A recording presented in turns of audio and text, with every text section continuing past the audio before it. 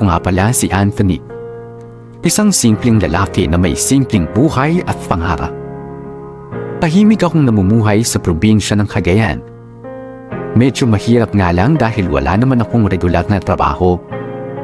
Tamang pag-aalaga lang mga baboy ang pinagkukunan ko ng kita ko para sa pang-araw-araw. Hindi naman din kasi ako nakapagtapos ng pag-aaral. Sa katunayan nga niyan, grade 1 lamang ang tinapos ko. 8 kasi kami magkakapatid at dahil sa hirap ng buhay, hindi kami lahat kayang pag-aralin ng mga magulang namin. Kahit medyo ikahos talaga ang aming pamumuhay, masaya pa rin naman ako dahil kasama ko ang babaeng pinakamamahal ko, si Paula. Matagal na rin kaming magka-live-in at matagal na rin akong nangangarap, humihiling na sana balang araw ay mabigyan ko siya ng magandang kasal at ng masayang buhay.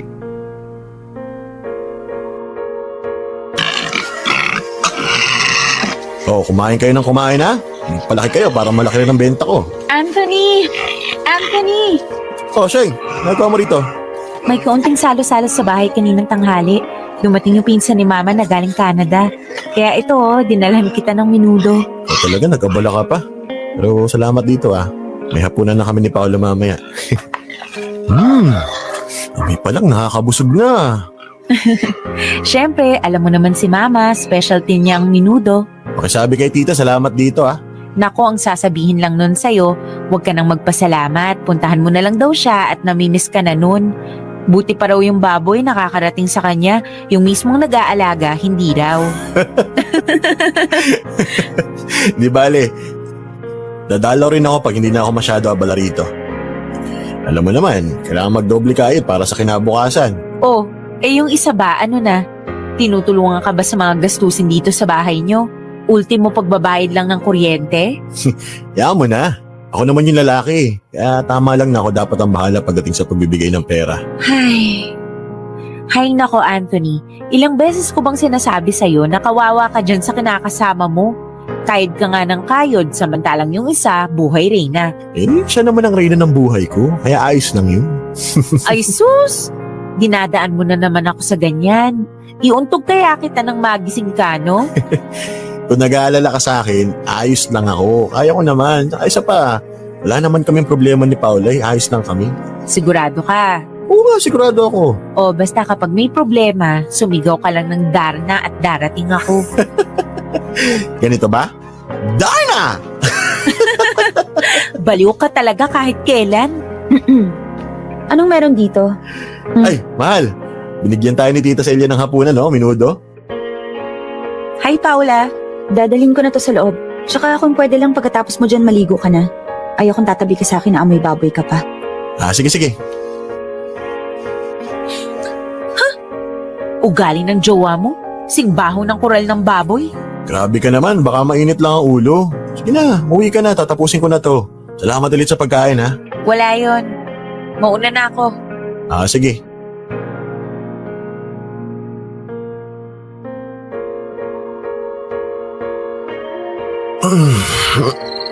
Ay. Mahal, gusto mo bang masyal tayo sa bayan sa linggo? Pwede tayong bumili ng bagong sapatos o kaya kahit bagong damit. O kaya naman bagong bag, ano? Gusto mo? Sino ba yung katext mo? Wala. Ano nga ulit yung sinabi mo?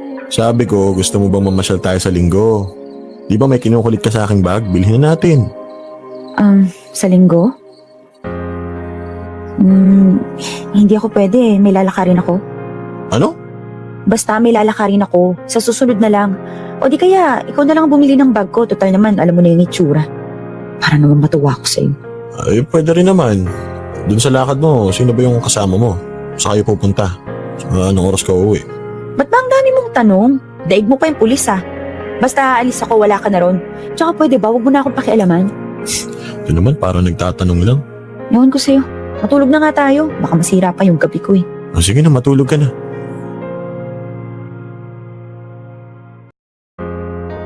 Ako yung tipo ng taong matipid pagdating sa pera. Kapag hindi kailangan, ay hindi ko binibili. Hanggat pwede pang magamit, pagtsatsagaan ko. Pero pagdating kay Paula, hindi ako nagdadalawang isip na ibigay ang gusto niya. Isang sabi niya lang sa akin na gusto niya ng ganito ay bibilin ko agad. Itinuturing ko siyang Reyna kahit wala naman akong palasyo. Ganun ko kamahal si Paula. Halos lahat ng taong nasa paligid ko sinasabi na inaaksaya ko lamang daw ang panahon ko kay Paula. May mga nagsasabi pa na may iba na siya at niloloko lang ako. Hindi ko sila pinakikinggan dahil mas malakas ang sigaw ng puso ko. Pero alam ko naman sa sarili ko na hindi ako yung tipo ng lalaki na kailangan at bagay kay Paula. Sino lang ba ako? Ano lang ba ang kaya kong ibigay sa kanya? Dahil sa bawat araw na lumilipas ay mas lalong nagiging malinaw ang bagay na yun sa akin. Pero kahit pa nga ganoon, ay inilaban ko pa rin ang pagmamahal ko para kay Paula.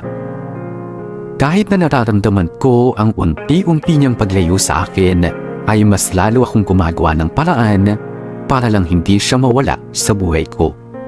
Kahit pa alam at ramdam kong wala na akong lugar pa sa puso niya.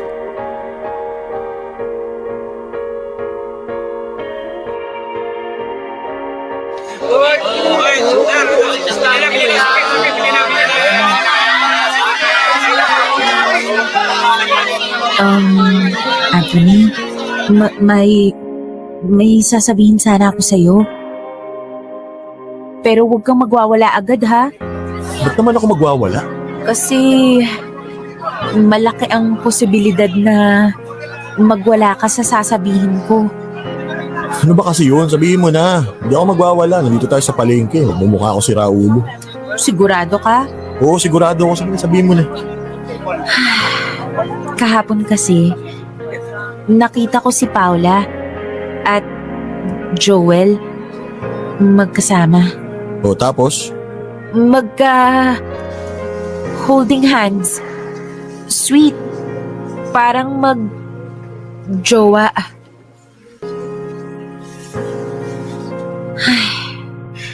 Hindi naman sa binibigyan ko sila ng mali siya, pero may mali siya talaga yung nakita ko eh. Wala namang magkaibigan na lalaki at babae na magka-holding hands. May paghimas-himas pa ng braso sa lalaki.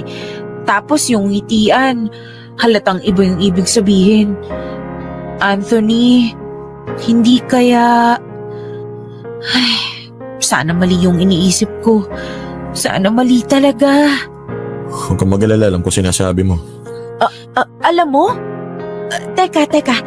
Naguguluhan ako. Paano alam mo na? Alam kong may relasyon sina Paula at Joel. Matagal na. Alam mo na? Bakit parang wala ka namang ginagawa? Bakit parang ayos lang sa'yo? Wala naman ako sinabing ayos lang sa akin. Sinasabi ko lang, alam ko ang kalokohan nilang dalawa. Tapos, ano nang gagawin mo? Ewan ko. Bahala na si Batman. Bahala na si Batman? Nasisiraan ka na ba ng ulo? Niloloko ka na niya? Wala ka man lang bang gagawin? Hindi ko nga alam. Basta huwag mo na lang sasabihin sa iba. Kung ano yung nakita mo, sarili mo na lang yun. Pero... Sheng, nakikiusap ako sa'yo. Sa ating dalawa na lang yung nakita mo. Sige na nga. Pero gumawa ka ng paraan ha. Hindi nakakagwapo maging tanga. Oo na, ako nang bahala.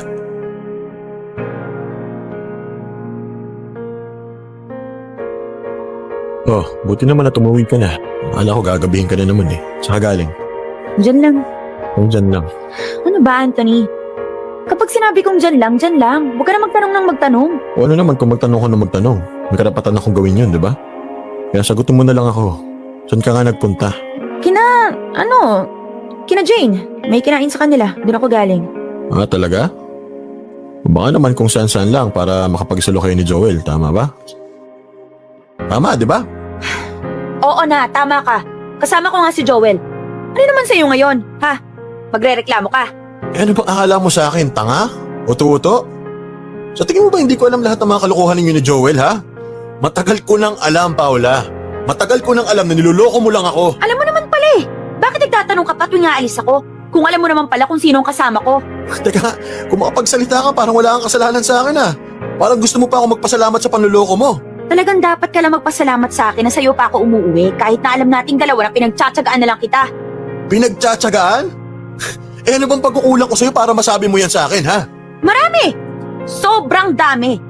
Hindi ko nga alam kung ano nagustuhan ko sa'yo eh. Halata namang wala kang kakwenta-kwentang lalaki. Ano ba akala mo? Masaya ako sa buhay na binibigay mo sa akin? Sa tingin mo kaya kong tiyagain yung pinagmamalaki mo sa aking negosyo?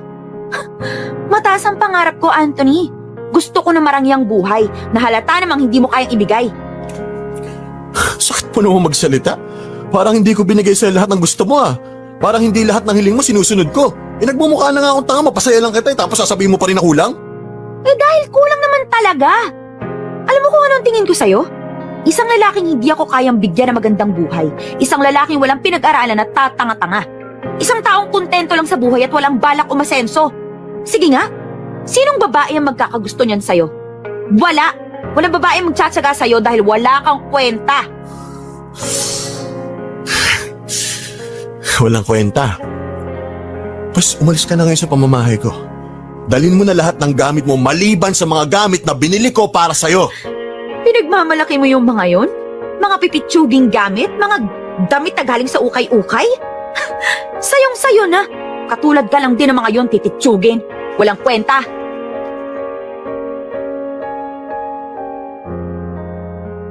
Hindi ko alam kung bakit hindi ko magawang magalit ng sobra kay Paula. Siguro dahil alam ko sa sarili ko na marami akong mga pagkukulang sa kanya. Dahil hindi ako naging sapat para manatili siya sa tabi ko. Wala akong ginawa maliban sa pagmasdan na lamang siya habang naglalakad na papalayo sa bahay at sa buhay ko. Sinasabi ng puso ko na pigilan siya. Na magmakaawa na bigyan pa niya ako ng isa pang pagkakataon. Pero parang sinisigawan ako ng isipan ko habang sinasabi na tama na. Sinasampal ng realidad na kahit anong gawin ko ay hindi niya na ako babalikan pa. Mula umaga hanggang gabi, trabaho at pag-iinom lamang ang ginagawa ko. Pinapagod ko ang sarili ko sa pagpapakain ng mga baboy at binubusog ang tiyan sa mga alak na iniinom ko. Ginagawa ko mga yon para pagdating sa gabi na hindi ko na maisip pa si Paula dahil sa pagod at sa kalasingan ko. Pero ang hirap, sa bawat sulok ng bahay ay palagi ko siyang naaalala. Sa loob ng 6 na taon si Paula ang naging buhay ko. Ang dahilan kung bakit araw-araw akong nagpupursige. Pero nang iwanan niya ako sa isang iglap, biglang hindi ko na alam kung bakit pa ako nabubuhay sa mundo.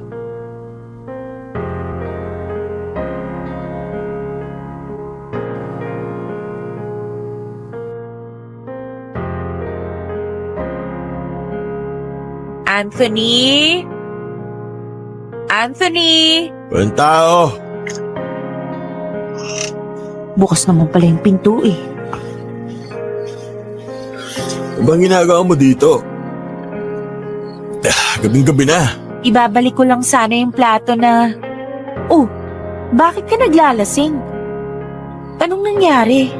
Wala. Kilala kita, Anthony. Hindi ka naglalasing nang wala lang.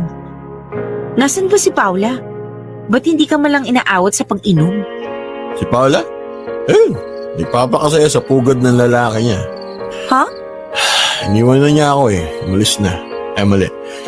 Pinalis ko na siya at sinabihan ko sumama na siya doon sa lalaki niya. Total naman, mas masaya siya ron eh. Mas mabibigyan daw siya ng magandang buhay. Hindi katulad ko, inuutil. Sinabihan ka niya ng ganon? Totoo naman, di ba? Inutil naman talaga ako eh. Walang patutunguhan yung buhay ko dahil tulad nga na sinabi niya, inutil nga ako. Bakit ka ba naniniwala sa babaeng yun? Alam mo namang may pagkabaliw yun eh. Tumigil ka na nga sa pag-inom mo. Akin na yung... Ba? Wala akong pinapakalaman. Magpapakalasing ako hanggang sa hindi na ako makatayo at makatulog na lang ako dito. Mas maganda nga kung hindi na ako magising eh. Hoy, huwag ka nga magsabi ng ganyan. Baka biglang magkatotoo yan. Paano naman? Hindi naman masasayang ang buhay ko dahil wala namang kwenta to eh. Mahirap lang ako. Hindi nga ako nakatuntong sa grade 2 eh. Wala akong alam. Oh, tulong ko. Wala naman yan. Kaya hindi na rin ako nagbulat na nakahanap ng iba si Paula. Sino ba naman babae magtatagal sa katulad ko? Wala naman eh. Alam mo, masyado mo nang binababa ang sarili mo. Hindi nakakagwapo yan. Gusto mong gawin ha? Bumangon ka. Ipakita mo kay Paula na hindi siya kawalan sa'yo. Yun nga ang problema eh. Malaking kawalan siya sa akin. Hindi ko na alam kung anong gagawin ko. Alam mo naman talaga kung anong gagawin mo eh. Natatakot ka lang kasi tumatatak dyan sa utak mo yung mga sinabi niya sa'yo. Sige nga, kung ikaw ako, anong gagawin mo? Paano ka babangon? Siyempre, una sa lahat, tatanggapin kong wala na talaga siya. Na hindi na niya ako babalikan. Pangalawa, ipapakita ko sa kanya na kaya kong umasenso nang wala siya. Paano nga? Yun nga yung tanong, Shen. Paano ko gagawin yun kung ganito na talaga yung buhay ko? Kaya mo pang baguhin yan, Anthony. Masipag ka namang tao. Dagdagan mo lang ng tiyaga at saka determinasyon. Itong negosyo mo, kayang-kaya mong paluguin yan. Hindi nga ako marunong umintindi ng mga kung ano-anong papeles eh. Hindi ako marunong magpatakbo ng malaking negosyo. Kung bumalik ka kaya sa pag-aaral, Ako? Babalik sa pag-aaral? Ikaw yata ilasing sa ating dalawa eh. loko-loko, seryoso ako. Matanda na ako para sa ganyan. Di madali ang sinasabi mo. Hindi madali, pero hindi imposible. Subukan mo lang. Tutulungan kita. Hindi na nakakahiya lang sa'yo eh. Ano pa't naging teacher ako kung hindi naman kita matutulungan? Di ba? Ipakita mo sa kanya na kayang-kaya mong wala siya. Hindi ka matutulungan ng mga alak na yan, kaya umayos ka at bumangon. At sa pagkakataong to, gawin mo yun para sa sarili mo, hindi para sa ibang tao. Noong una ay hindi ko sineryoso ang payo sa akin ng kaibigan kong si Sheng. Bakit naman kasi ako babalik pa sa pag-aaral? Matanda na ako. Hindi ba parang nakakahiya naman na ang laki kong tao tapos ang mga classmates ko puro mga bata? Saka naisip ko rin na para saan pa ba yun? Baka maaksaya lang ang panahon ko sa isang bagay na hindi ko naman na dapat ginagawa pa. Pero sa kabilang banda may maliit na boses sa isipan ko na nagsasabing, bakit nga ba hindi ko subukan na magbalik sa eskwela? Sinasabi nila na ang edukasyon ang susi para sa kahirapan. Na baka kapag nakuha ko ng pag-asenso ay may magmamahal na rin sa akin ng totoo. Makatagpo ako ng taong hindi ako iiwan dahil hindi napatapon at walang kwenta ang buhay ko. Kahit na nahihiya, ay ginawa po ang sinabi sa akin ng kaibigan kong si Sheng. Nag-enroll ako at pumasok sa eskwelahan bilang grade 2. Nung gabi bago ang pasukan, aabot hanggang langit ang kaba ko. Muntik na nga pong hindi tumuloy dahil sa sobra akong nahihiya talaga. Kung ano-ano ang mga tumatakbo sa isipan ko na baka pagtawanan ako ng mga tao. Pero mabuti na lamang at pinuntahan ako ni Sheng sa bahay ng gabi niyo. Kaya napakalma niya ako kahit papaano. Sinabihan niya ako na hindi dapat akong mahiya sa aking gagawin. Ipakita ko raw sa lahat na kahit na may edad na ako, ay gusto ko pa rin matuto para mas lalong umasenso sa buhay.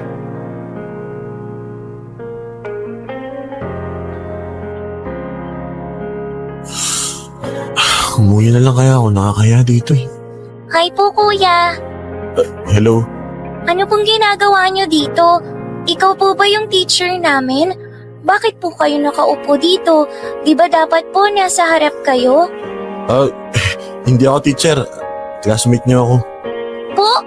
Classmate po namin ikaw? Hala, paano po nangyari yun? Ang laki-laki niyo na po. Magkasing laki nga po kayo ng kuya ko eh, si Kuya Mark. Gusto ko kasi mag-aral eh. Ng grade 2? Bakit po grade 2? Kasi nung bata ako, nung kasing liit mo pa ako, hanggang grade 1 lang yung natapos ko. hindi na ako nakapasok sa grade 2. Bakit po? Kasi wala kaming pera. Bakit po wala kayong pera? Kasi mahirap lang yung magulang ko eh. Ano po bang trabaho ng mga magulang mo? Magsasaka tapos siyam kami magkakapatid. Wow! Ang dami! 3 lang kaming magkakapatid eh. Tapos ako po yung bunso at ang pinaka-cute. Pero kuya, bakit po kayo bumalik sa pag-aaral? Kasi gusto kong umangat yung buhay ko. Gusto kong matuto. Ano po bang gusto niyong maging? Ako kasi gusto ko pong maging doktor. Para gagamutin ko yung mama at papa ko kapag may sakit po sila. Ikaw po. Di ko pa alam eh. Pag-iisipan ko pa, sabihan kita. Okay po. Kuya, bakit nandito po pala kayo sa likuran? Wala po kayong katabi dito oh. Nahiya kasi ako eh. Baka pagtawanan nila ako. Huwag po kayong mag-alala. Hindi ko po nila pagtatawanan. Ako pong bahala sa inyo. Ay, nakalimutan ko. Hi, my name is Sofia. Ikaw kuya, ano pong pangalan nyo? Anthony. Sige Kuya Anthony, kapag may umaway sa'yo, sabihin nyo lang po ako ha. Alam ko kung saan sila takot. Sa ipis. Hindi ka ba takot sa ipis? Hindi po, wala lang naman po yun eh. Basta kuya ha, friends na po tayo. Oo naman, friends na tayo.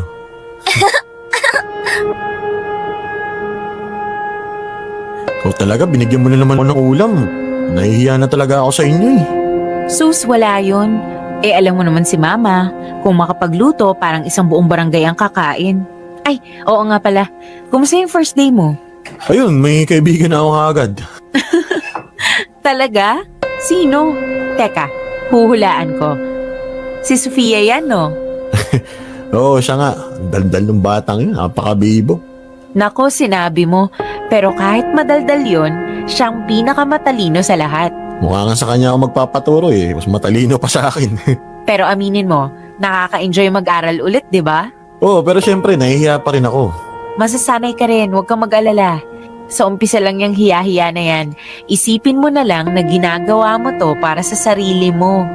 Kasi gusto mong makapagtapos sa pag-aaral. Pero Sheng, 4 na taon talagang bubunuin ko para makapagtapos ng elementary. Wala na bang ibang paraan? Hindi naman sa nagre-reklamo ako, pero ano ba talaga? Sige, titingnan ko kung anong pwedeng gawin. Salamat. Tsaka salamat din sa lahat ng tulong mo ah. Hindi ko naman magagawa ang mga to kung hindi dahil sa'yo eh. Hindi ko nga alam kung paano ako makakabawi sa'yo. Dami ko ng utang. Ano ka ba naman? Ayos lang yun, no? Masaya ako na nakakatulong ako sa'yo. Saka mas masarap tulungan yung mga taong may determinasyon sa buhay. Yung tinutulungan din yung sarili nila. Huwag kang mag-alala. Makakabawi rin ako sa'yo balang araw. Huwag mo nang isipin yun. Ang mahalaga, nakikita kong inaangat mo ang sarili mo. Na binabago mo yung takbo ng buhay mo. Na sa wakas, hindi na nakatatak sa isip mo na wala ka ng pag-asa. At nandito lang ako parate para sa'yo.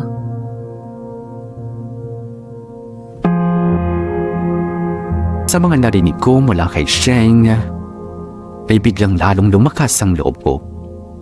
Nang dahil sa kanya muling nabuo ang pangarap kong umasenso sa buhay.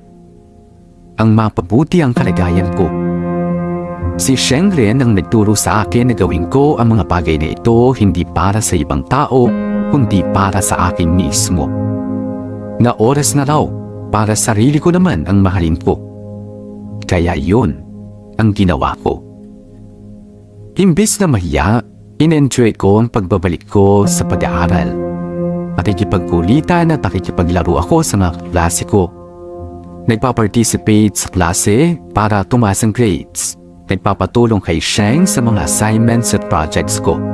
Pagkalipas ng 5 taon sa elementary sa wakas, ay nagkaroon na rin ako ng diploma.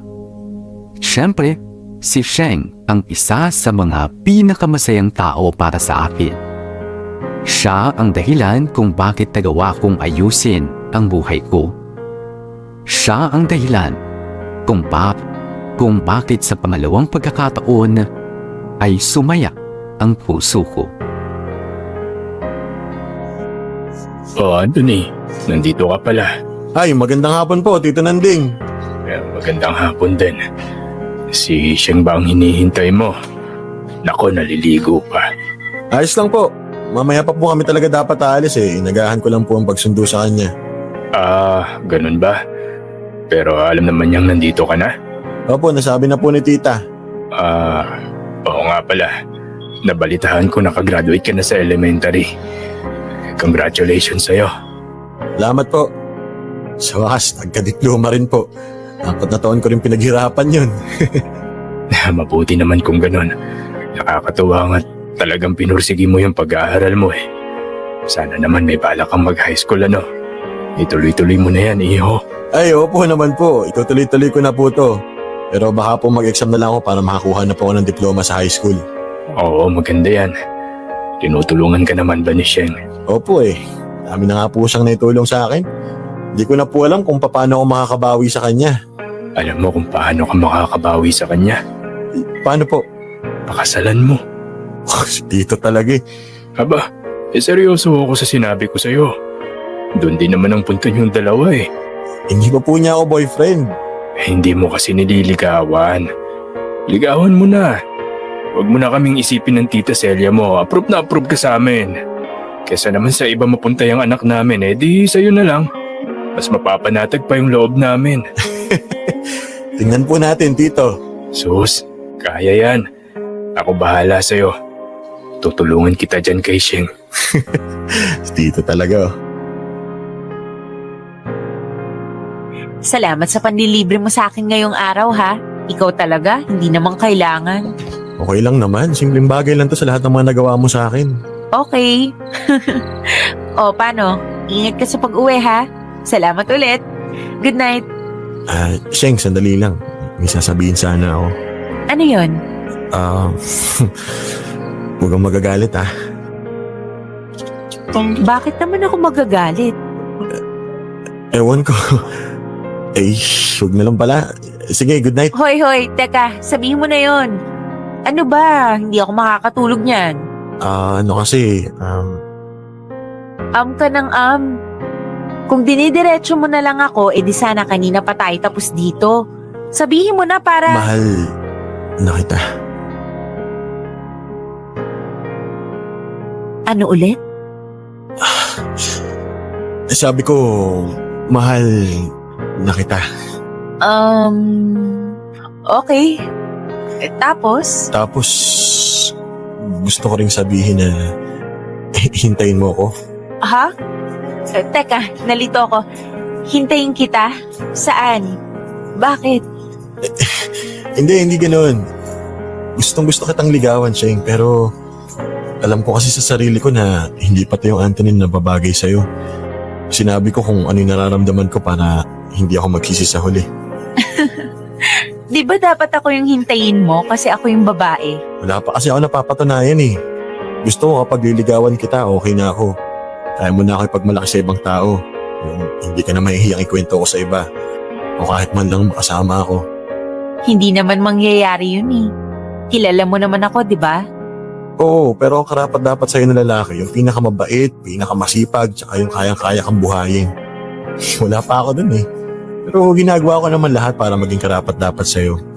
Kaya sana mahintay mo ako. Mahal kita. Mahal na mahal. Pero nasa kalagitnaan pa ako ng pag-ayos sa buhay ko eh. Kapag nagawa ko na yun, sisiguraduhin kong hindi ka magsisisi sa akin.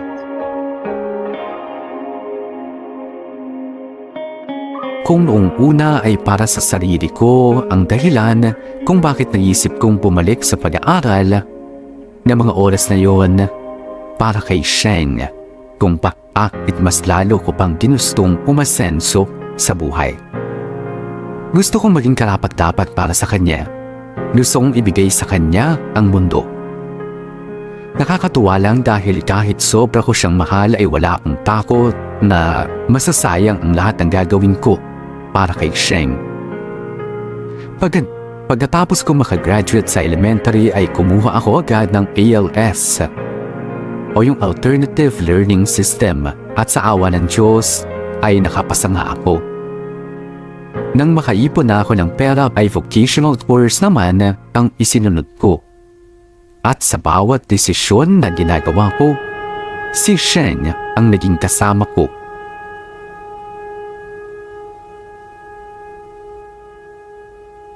Kailan ka ba kasi uuwi rito? Umimiss na kita eh.